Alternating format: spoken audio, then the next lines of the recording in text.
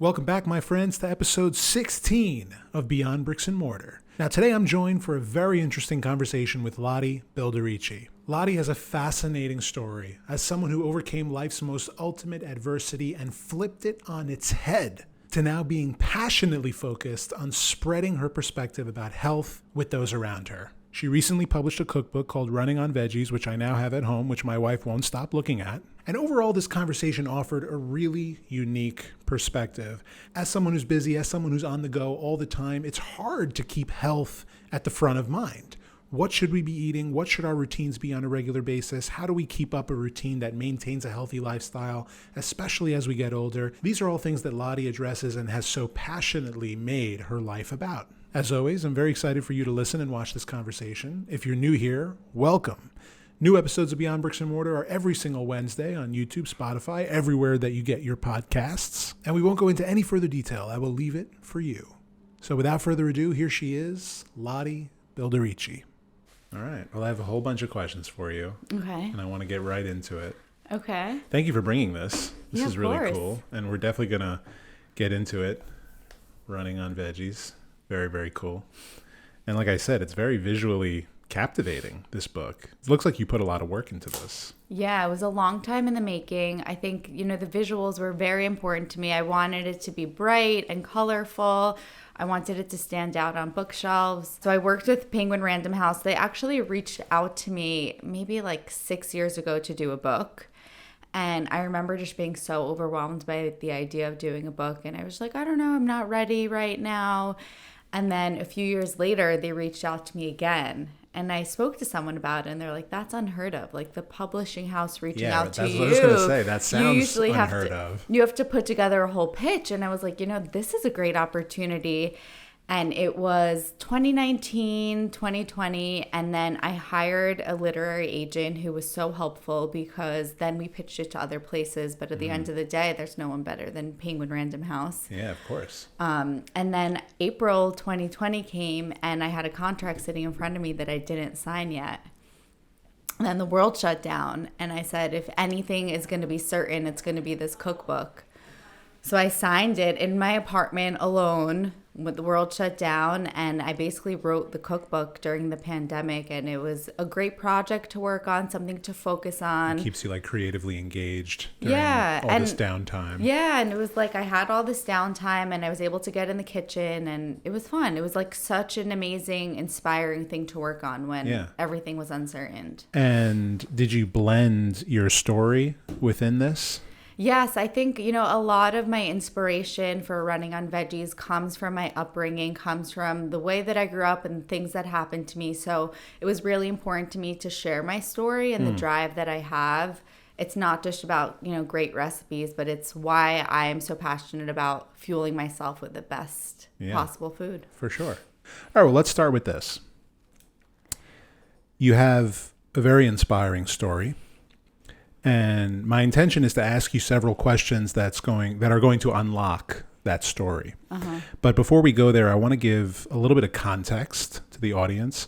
So why don't we start with this? What exactly do you do? And how would you describe your career in the world of health and wellness? What do I do is such a big question because I think it's so many different things. But what I do is I work with athletes on sports nutrition, and I just try to educate them and give them the tools to be able to get in the kitchen and do it themselves. I do recipe development. I work with different brands and products that promote things that align with my brand. I'm an athlete myself, so I'm currently training for the London Marathon. Wow. I've done an Ironman and multiple half Ironmans and full marathons. So I'm very into endurance sports as well. You're a lot healthier than I am. No one compares, but I love what I do. And I think it's all about finding something you love. And I think, you told me about the fort and you love going to the fort. And I think it's just about finding that thing that gets you motivated. Yeah, for sure. Health's always been an up and down struggle for me since I'm young. And only over the last 18 months or so have I put a much more passionate focus into my health. And obviously I feel like a different human being. It's a game changer, completely a game changer. And now that I'm working out pretty frequently, I'm like addicted to it almost. Yeah, I think there's no better feeling than feeling good. And that's what motivates people. And I think you get past the hump of craving the sugar and not wanting to wake up. And then you start to do it and you put the pieces together and you just feel so great that in itself motivates you. Yeah, for sure. Well, you're always on the run. Yeah. Your social accounts are all called Running on Veggies. So is your cookbook. So is your email address. Like you said, you've run multiple marathons, triathlons, Ironman. You run and train for marathons, what appears to be daily. So the question I want to ask you, which is a question I know you field a lot, why running? Why running? It was something I didn't grow up. I grew up playing sports, but not really. And I signed up for this half marathon in 12th grade, and it was to raise money for a local cancer center. And I remember just training for it and thinking, I'm going to do this race and it's going to be a good way to give back. At the time, I was in remission. I was diagnosed with Hodgkin's lymphoma in 9th grade, and I was kind of lost in this, like, this happened to me, but how am I going to give back? What's my purpose? And I started to run and I started to feel in control of my life and I started to meet amazing people and I started to look at what I was putting into my body as well. I grew up in the kitchen, so it was very natural for me to say, like, oh, I'm running. Like, what am I eating and how is this affecting my body? I love to eat. I think anyone who loves to cook also loves to eat. So I put 2 and 2 together. I did the race and I just loved it. I thought I was just going to do this race and be done. Like most of my friends did the race and they were done. And I was like, what's the next race I could sign up for? It was challenging. I was able to put a goal in front of me and train for it and put in the work. And I think running is so unique that you get what you put in.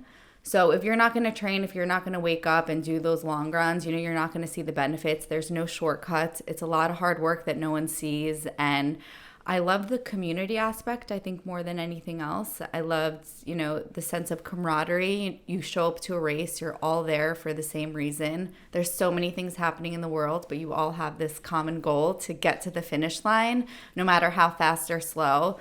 So I really love that sense of unity. Yeah, well, I read in your website that running partly for you was kind of a tool to let go of what you were dealing with at that moment in time. You mentioned that you were in remission at the time when you started running.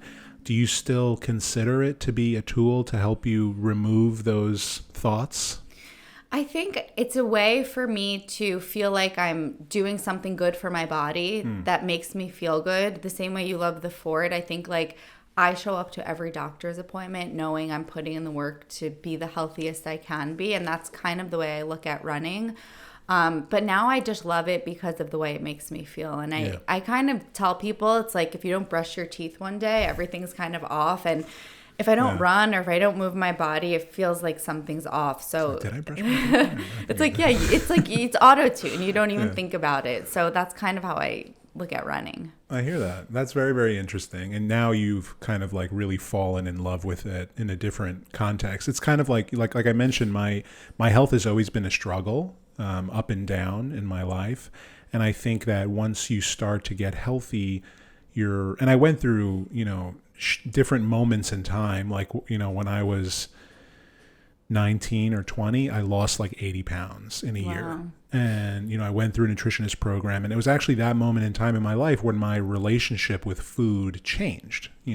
Food was always something I kind of like buried my thoughts in, and then it became something I really fell in love with. And I became also obsessed with cooking and understanding food and different types of cultural cuisine. And that's like really kind of been the same way for all these years. So it seems like your relationship with running has changed. It started more as an escape, and now it's something that you really, really love and you pour your heart into. Yeah, it's an extension of me. And what I always tell people, you found what you love to do and you feel like you're giving every single day. And I was able to build a career out of it, which I feel so fortunate about. At 18, I loved running. I never imagined a career would come from it. And being able to give it to other people has been very rewarding. I'm sure. It's clear that your mindset now is a very inspirational one. You urge the people who follow your story to take control of their lives and their health. do you believe that your mind took part in healing your body? I definitely believe that. I think there's different ways to look at things that happen to you.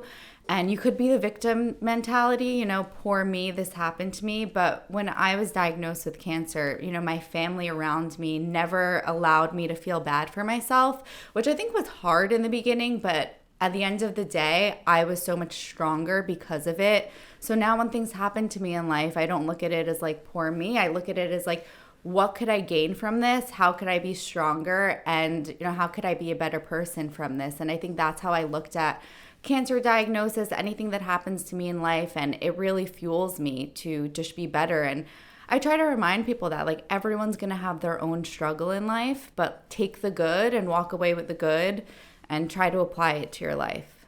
I hear that. Well, there are lots of studies that show that it's not really the treatments that fix you as much as it is your mind and your mindset that brings you back to full health. Are you familiar with the placebo effect? Of course, yeah. Yeah. So have you read that book by Dr. Joe Dispenza, You Are the Placebo? No, I haven't, but it sounds interesting. It's really, really interesting. I'll send you a link to it when we're done here. But Dr. Joe Dispenza wrote a book that essentially relays and proves the theory that the mind can heal the body. Mm-hmm. So there, like a few examples, several studies have shown that placebo surgeries where a patient is cut open but no surgery is actually performed are as effective as real surgeries because they believe that the surgery was done and that now they're on their way to getting better. And it's been observed in conditions from angina to arthritis.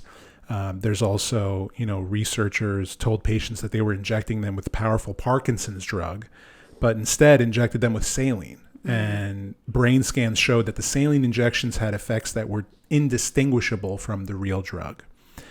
Another example is Valium, widely used to treat anxiety, but it has no effect unless patients know that they are actually taking it. Mm-hmm. So in that book, it says, and I'll read you a quote, it says, "We need to emotionally embrace an outcome and think about it enough times to where it begins to signal new genes in new ways before we have evidence of it ever happening. When we do this, our bodies are no longer a memory of the past, but rather a map to our future that makes that event occur." Understanding this, what advice would you give someone who called you on the phone today to receive emotional support about their illness, as well as their fear about the implications of their illness?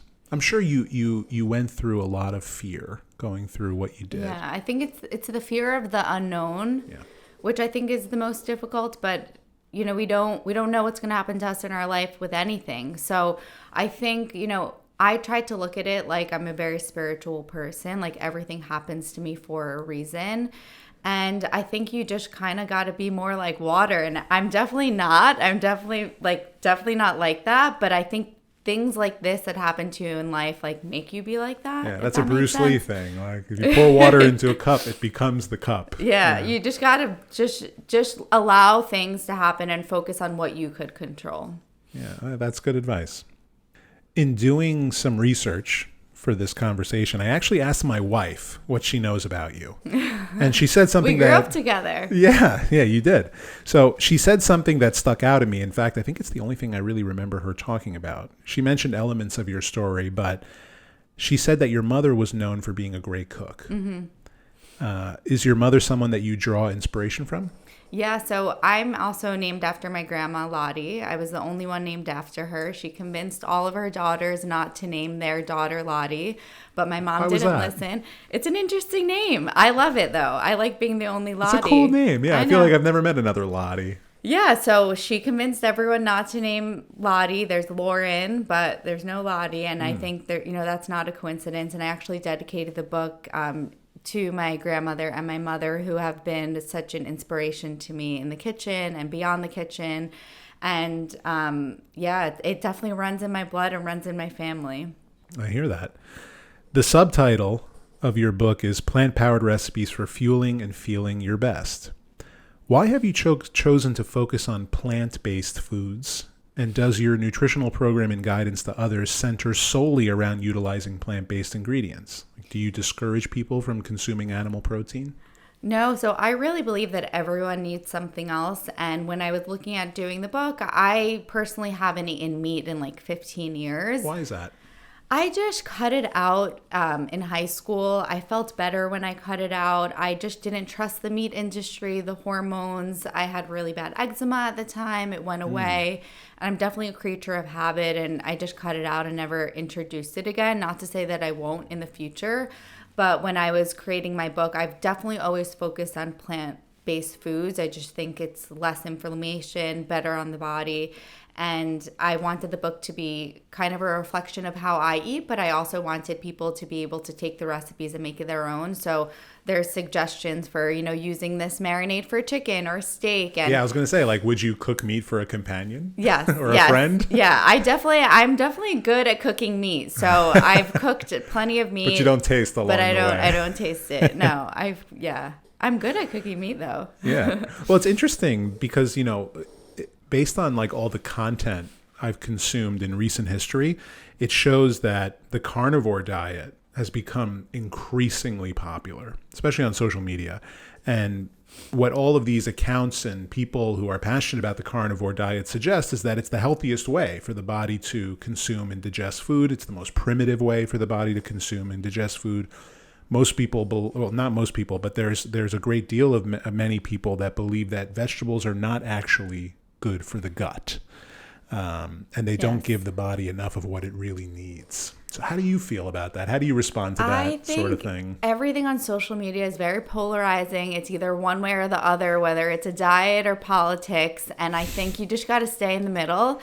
Yeah. And there's no one perfect diet for anyone. You said everybody needs something else. Everyone needs something else. Take elements of what you like from that, incorporate it into your diet. The only way to see if it's going to work for you is if you try it. So I would just recommend trying it, see what you feel best in, but don't listen to someone on Instagram because they're telling you. Well, there's a doctor on Instagram who walks around with a shirt that says kale is bullshit. Yes, I've seen that doctor or whatever he is, but he's very convincing. And I'm sure he's trying to sell you something also. So you got to read between the lines and be your own advocate and do your own research. But I definitely don't push one way of eating. Okay. And so, I mean, you kind of already answered this question, but is there anything preventing you now at this point in time in incorporating animal protein into your diet? My blood work's great. I feel great. There's no reason for me to really incorporate it unless I want to taste it. But, it's kind of like I keep kosher and I haven't eaten bacon ever in my life. So it's like you don't eat steak. So it's not really appealing to me because I haven't had it in so long. But who knows? Someone once asked me, like, have you ever tried bacon? And I was like, no. And they were like, good. Don't, because it's too damn good. It's like you just don't know. It's not really appealing to me, though. It's not. Just like a stick of grease. It's not very appealing to me. It smells weird. Yeah, I'm not a big meat eater, so I don't know. All right, let's get into more fun stuff. You currently work with a lot of high-profile clients and assisting them with meal preparation and nutritional guidance. One of your clients is actually the CEO of the company that I work with, Ryan Serhant. How did you connect with Ryan, and what are the challenges that you help Ryan address in his day-to-day regimen of eating and living a healthy lifestyle? We love Ryan. Ryan is someone who you see on TV and you're like, I don't know if he's really like that. He's a machine. But he is really like that. And he's waking up at 4 a.m. and working out, and he is so disciplined and so hardworking. So it's very inspiring to work with him. I always like to tell people your network is your biggest asset when it comes to your business, and you never know who you're going to talk to and who's going to connect you to the next person. And I got connected to Ryan because he was giving away, I don't know if you remember this, 1 free year in New York City. I do remember that. And this guy, Sam, was running from New York City to LA, and he was getting support from Adidas. And he asked me to meet with him before he was doing this run. And I met with him, I gave him some advice, and I followed him along, and he won this year and in New York City, and he did the run, and he came back, and he was doing this podcast, a run with Sam, and he asked me if I wanted to be on it, and he ran with me. We went to the Union Square Farmers Market. He came to my apartment. We cooked, and then he interviewed Ryan the next day. And Ryan asked him who he had on the podcast. He said he had me, and then Ryan texted him and said, I'm looking to work with a nutritionist. Would you connect me with her? And I could not believe it. I love Million Dollar Listing. I love his shows. And it was actually like 3 years ago in May, he reached out to me. And Ryan was just looking to, he's focused so much on his working out and his health and wellness, but never had someone really overlook at what he's eating. So I've ordered food for him. This past year, I actually cooked all of his food, which was really interesting. So what does that look like? You prepare it into containers and he just leaves it in his fridge, takes it out, Yuri pops it in the microwave? comes to my apartment, picks it up. Sometimes Yuri gets a meal also. I'm still trying to convince Ryan to So is Ryan on a plant-based diet? No, actually not. I cook a lot of meat for him. When I was cooking for him, I cooked a lot of meat. So he eats kosher then? He eats kosher. I'm like, you're getting prime cut meat right now. That's really, burgers. really funny. Ryan keeps kosher. Look at that. So yeah, he was getting some kosher meat, and I think like he does well with a meat focused diet, and I would just try to sneak in some vegetables. He doesn't have a lot of time to eat, so I think that's the biggest challenge. He's always on the go, so it had to be something that's concise, something that he could eat in the back of the car, something that he can't always warm up. Yeah. So that's kind of like what we focus on, and just fueling his busy schedule. What's his favorite meal that you make for him? He really liked the chili. He really liked the chili a lot. I did a lot of like grilled chicken with peppers and beans and stuff. I told you I could cook meat. I don't know how it tastes, but he seems to like it. Okay, good. As long as you know what you're doing, that's good. I mean, he's very much an inspiration when it comes to the discipline. And I think that it's years he's been doing this and he's been consistent. Even like I remember the first episode of Million Dollar Listing that I watched almost 15 years ago. And it's actually what, I was already playing in the real estate business. But once I started watching that show, it really like propelled me into really wanting to go into residential real estate and to sell homes. And I remember in like the first episode I ever watched, the show opens with him talking about his morning routine. Like I wake up at 4:23 a.m. every day. I'm in the gym by 5. Yeah. So that to me, it's like, wow, like it's a consistent level of discipline. And I think it's extremely inspirational, especially for the people who work with him. So like I'm waking up at 4:45 in the morning now. Yeah, it puts you on the right track. Yeah, he's an exceptional leader as well. He definitely leads by example, which I think is like really, really important in that context. But yeah, it's interesting. Does your advice in health differ if you're giving it to a man versus a woman? I think the quantity changes, but the principles don't really change. It's staying away from sugar, processed foods. If you don't eat it, you don't crave it. So same way I don't crave meat, it's because I don't eat it. So don't eat sugar, you're not going to crave it. A lot of the times things are built on rituals. So you're eating dessert at night, not because you're hungry, but because it's a ritual. Yeah, you're bored. Yeah, so you kind of have to look at those behaviors and habits. And I always like to tell my clients, we're thinking like athletes, will this help me in my performance or not? And I just try to have that angle. And even when creating dessert recipes, I try to remove refined sugars and flours so that everything we're eating is benefiting us, and, just thinking of it holistically. What are some of like the worst things people eat on a day-to-day basis that you find? Like what are you often, I know you said sugar and refined foods, but what are you like most often removing from people's diets? I would say sugar is the biggest thing, and like people white flours. People go through a detox. They have headaches, they don't feel good. Yeah. I put Ryan through like a juice cleanse when we first started, just to detox, and he was like, he took a flight that night where he broke the juice fast, and he's like, plain food never tasted so good. So it's just about like resetting your I would say I'm blanking on the words, resetting your palate. Things will taste different. Yeah. How do you feel about the other like popular trend right now is the 72-hour water fast, my gosh, or just fasting in general? I find that I like fasting. It gives me energy. I tried to do the 72-hour water fast once, but about 30 hours in, I got hit with a stomach bug. And it's actually great that I missed the first 24 hours, because if I was eating, I would have been screwed. Yeah. So I wasn't throwing up, but I was just like, I was totally out of it. So I had to stop at 39 hours. But actually my wife and I are going to give it another shot soon. And I want us to do it together because she also has like gut problems and digestion problems. And I feel like it's just a total reset on the body. And from what I've learned, like doing a fast like that, it even like reduces your risk of cancer, of Alzheimer's, of all these different ailments, because most of it starts in the gut based on what I've seen. So how do you feel about fasting? Do you advise your clients to fast?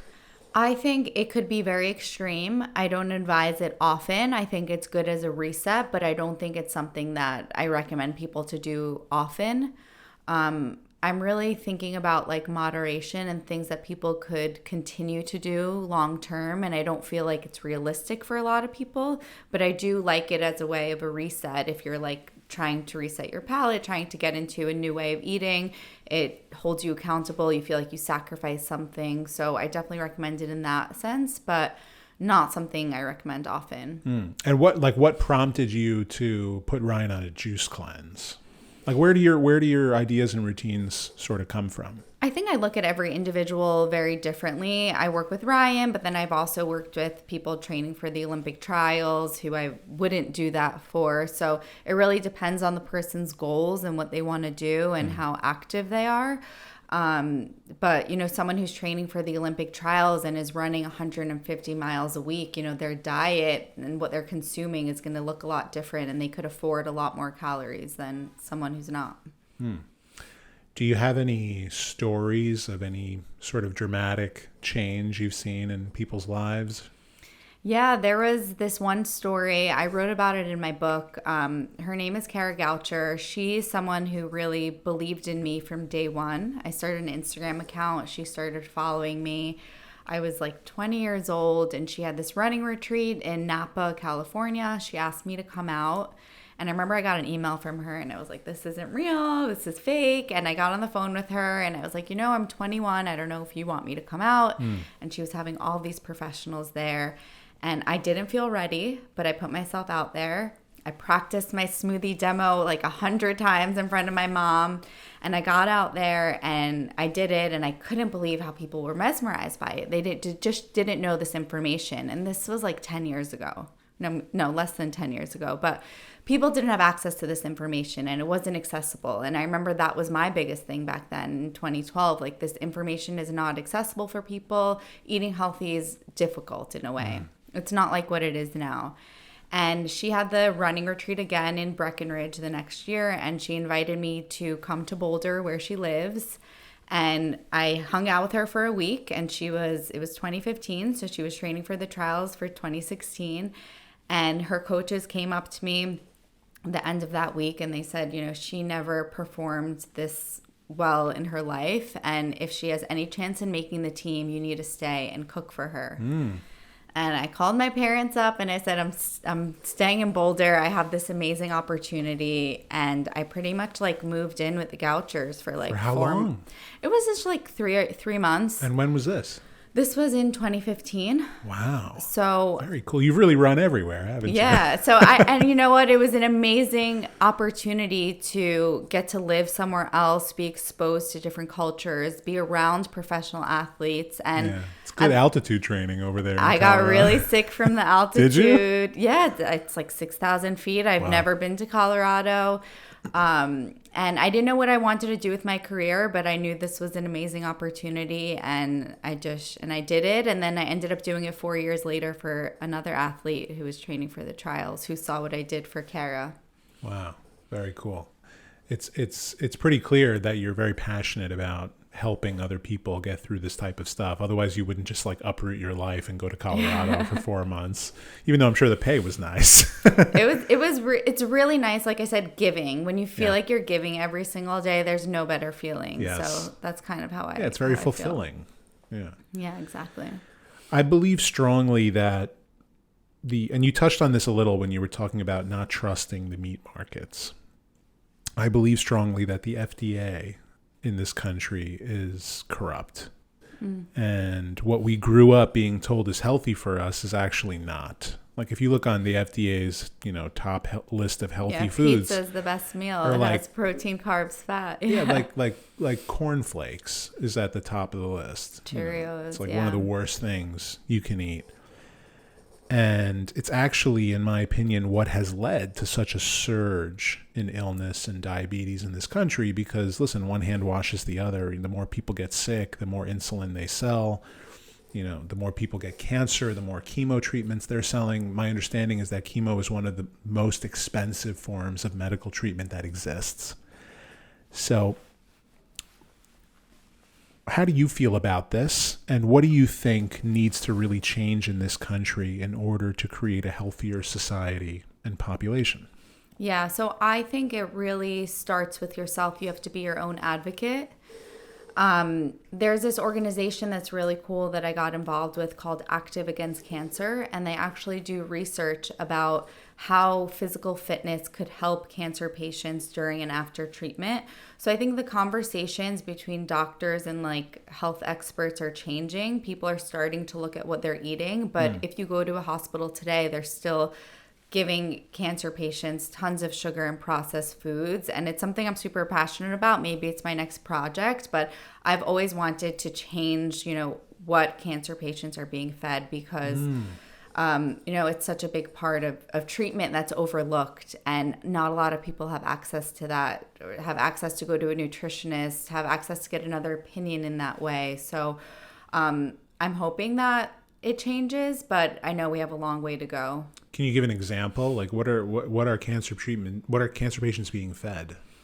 So there's a lot of juices, sodas, I don't specifically know what the meals look like now, but I remember back in the day when I was being treated, it was sugar, there was candy all around. I was on the peds floor, so maybe that's why it was like that. But I hope that it's changing, and I think it needs to be more of a focus. Yeah.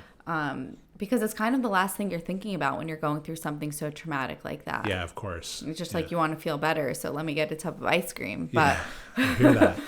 No, but it's like the amount of processed foods in this country and the amount of garbage that's making its way into our food. I've used this analogy before, but if you were to go to an airport in Milan or in London or in Rome, and you pick up a Kit Kat bar, and you look at the ingredients, there's like 4 or 5 ingredients. It's like chocolate, it's wafer, it's sugar, natural ingredients. But if you pick up the same Kit Kat bar in LaGuardia or JFK or Newark, it's like a long list of processed junk and garbage. And you start to ask why. Why are they doing this? Why are they putting all these chemicals and preservatives into the food? And you can't help but wonder if they want us all to get sick and if they want us all to have problems to feed that apparatus of the medical world. I mean, it's nuts. It's crazy. Have you ever looked at a hospital bill, even though you have insurance? Have you ever looked at a hospital bill? No, it's crazy. Sometimes the insurance doesn't go through and you're like, what? This is $10,000. You Right. can't believe what they're charging. But to go back to what we're being fed in America, it's so interesting traveling. I got to go to Chihuahua, Mexico and run with, I forgot the name of the book. Oh my God, that's going to kill me. They Run Barefoot. I got to go live with these people for a few days, and they're all in the mountains in Mexico, and it's in Chihuahua, Mexico, and they have very little access to American food or civilization that we have here. If they don't grow it, they don't eat it. So it was really interesting to see how pure their food was. You got little sights of American something. They would have a TV on, or you would see a Coca-Cola bottle, but for the most part, it was really pure, and it was really cool to kind of travel back in time. Yeah, even people who have dairy sensitivity, including myself, if you go to Italy and you eat dairy, you don't feel it. It's different. Yeah, you don't feel it. You feel, in fact, you don't gain weight from eating that stuff. Every time you go to Italy, you're like, I definitely gained 10 pounds, and But you come back and you don't. Yeah, the food is different. Even the bread you eat is fermented. It's just flour and water. There's no garbage in it. There's nothing that's refined or processed in it. And it's just such a vast difference here in this country. And it's alarming almost. Yeah, I went to Japan last year, and it was really interesting just to see the difference in the portions. I want to go to Japan badly. Yeah, it should be on your list. It's amazing. My father grew up there. Wow. Yeah, he's born and raised there, so it's I kind of grew up understanding Japanese culture a little bit and Japanese food very well. It's my favorite thing in the world to eat is Japanese food. So I'm very familiar with it, but I've never been there. The people are amazing. That's what I fell in love with. The people Really? are so kind, and they wait in line to go on the subway. You cannot believe it. Like, and then you come back home and you're like, everyone's animals. Like, everyone's just like disgusting here. In New York City, especially. Yeah. Yeah. It's amazing. Is there like a favorite piece of advice you like to give people as it relates to their health? Like, for example, I get messages all the time about people wanting to get into real estate, and there's like a couple of blanket pieces of advice we give to everybody. Does that apply to what you do? Yeah, I would tell people, don't start, start small. I think a lot of people, January 1, they want to restart their whole diet, their whole workout routine. Those resolutions never work. It never works. Never. You got to do what works for you. Start small. It's never too small. It's never too big. It's never too late. So I would just say, like, take small steps to getting back on track for your health. And I would say get in the kitchen. I think once you get in the kitchen and then you start to care about what you're eating, start to see how much salt you're putting in food, how much oil you're putting in food. You feel more connected to it. So I would definitely recommend to get in the kitchen. I love getting into the kitchen. It's like my favorite. Does your wife let you, though? Yeah, she does. Okay. She does, because I cook really well. Okay, yeah. I've been doing it a long cook, time. yeah. I've been doing it a long time. It's been like my favorite creative hobby outside of like, creating video and stuff like that. But it's also, it's very therapeutic for me. It's very much an outlet for me when I really want to be disconnected from my phone and I really want to just focus on something else. I'm the type of person that needs to be creatively engaged at all times. So cooking has been like, it's been amazing for me. What do you like to in my cook? life. A lot of things. But like, and it changes all the time, but I definitely like to cook a lot of different meats and different sauces and different things like that. Like when COVID came around, I became like a master bread maker. Yeah, everyone is making sourdough. Yeah, everyone was making sourdough. I definitely I got deep into the bread game to the point where like the bread I was making by the time I was finished was like the best bread I ever had. Like I get really, really deeply into something until I feel like I've exhausted the extent of my skills in that area, Yeah. and then I kind of move on from it. But yeah, I really, really love to cook.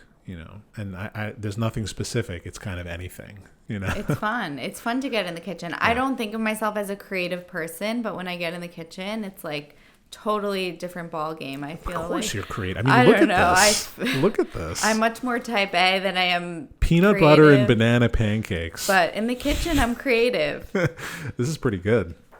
Yeah, I'm gonna.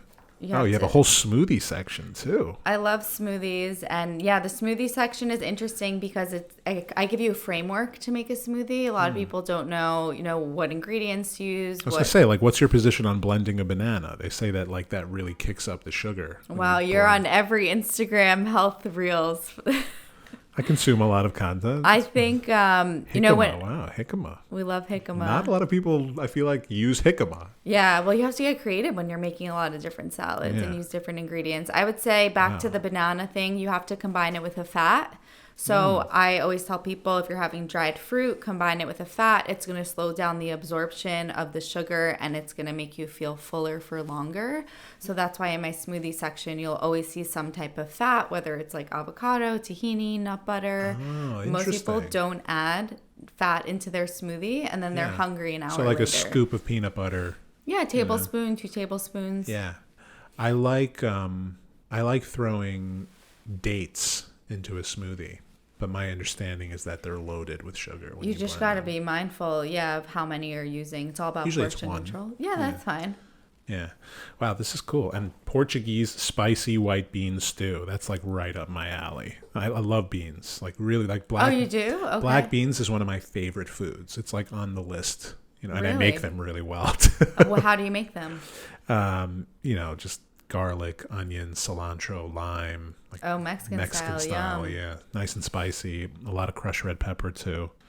But yeah, this is cool. I'm gonna just leave this by Deborah's bedside and be like, see what you can make. So at the end of every burger. chapter, that's an athlete recipe. So what I wanted to do with the book is like integrate the athletes that I've worked with over the years. So there's a few recipes from every professional athlete that I've worked with in the book. So it's always interesting. Any names you're allowed to drop? They're all in there. Oh, they are. Oh, okay. So you could see all their Very cool. contributions. Wow. Very cool. I'm definitely going to pull a few nuggets out of this one. Hasselback sweet potatoes. That's another thing. Like the Hasselback potato has become very popular on social media. Yeah, there's all these trends. It's hard to keep up. Well, consuming food content is also like, it's very relaxing. You know? I know, people chopping and you get to it's see like, it come it's to calming. life. It's calming. Very cool. So what's next for you? I'm training for the London Marathon, When is that? April 21st. What does marathon training look like? It is exhausting. Do you run every day? You don't run every day. I'm leaning more into strength training these days. So I love strength training. It totally changed the game for me once I started to do it. I was like running a lot healthier, feeling much better. So I'm strength training 3 times a week, 2 to 3 times a week, and running like 3 to 4 times a week. I take 1 full day off every week, and then I always have a long run on the weekend, and then I do some type of speed workout during the week, and then other runs are like easy runs. Today I did like a 7-mile easy run. That's an easy run. It's just easy, you know. Yeah. A loop around the park. And what kind of strength training do you do? Like a CrossFit? So my trainer is a CrossFit trainer, but we have a small group that we've been working with for the past 3 years, and it's strength for runners. So he has more of a CrossFit background, but it's a lot of slow and controlled moves. So it's very different than CrossFit. A lot of like heavy squatting and deadlifts. Yeah, that's what I'm doing a lot of too.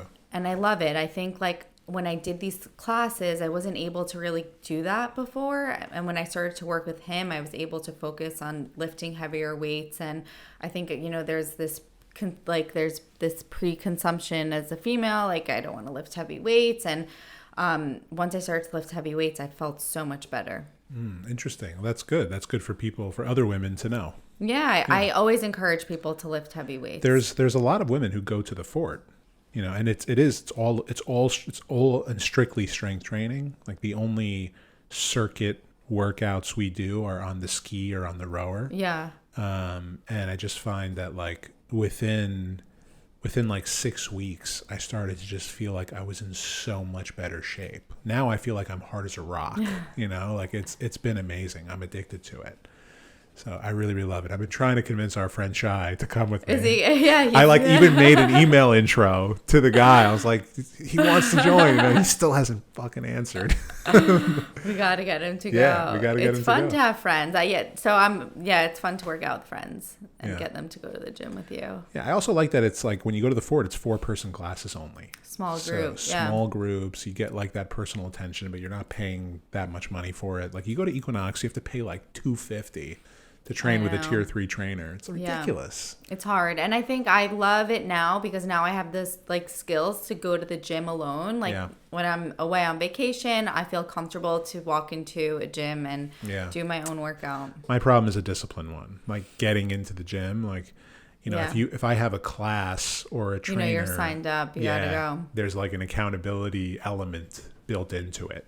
Yeah. So well, I'm going to look to you for inspiration when I need to stay healthy. But thank you for doing this. Yeah, thank you so much for having me on. Of course, I'm excited to get into this book. Can't wait to see what you make. Yeah, for sure. I'm gonna take some pictures and send it your way. Yeah. But thank you, I appreciate it. Thank you. All right.